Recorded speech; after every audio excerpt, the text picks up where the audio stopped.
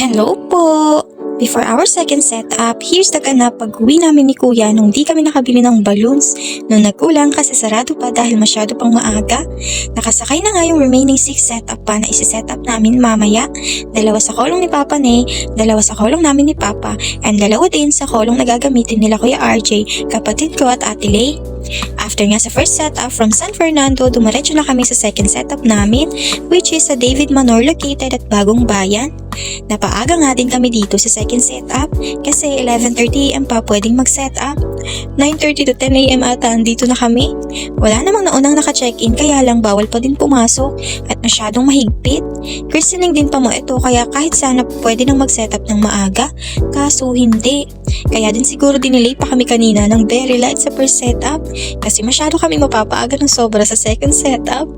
Anyways, for the second time ay umuwi na naman kami ulit ni Kuya. Kasi naiwan ang pangalan na para dito sa setup na to. Ay naku, buti na lang at updated ang GC namin. Bago umalis sila Papa Ney ay sinend ang picture ng styro name na para dito, kaya nalaman naming naiwan. Ayun, habang nagiintay, umuwi muna kami ulit ni Kuya, and kabalik nga namin, thankful at nakapasok na sila ate. At nakatayo na nga ang mga backdrop and nakapaglobo na din si ate ng iilan.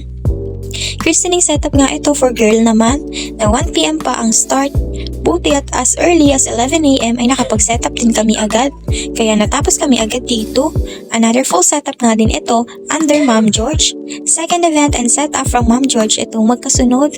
Natapos din namin to agad and binilisan.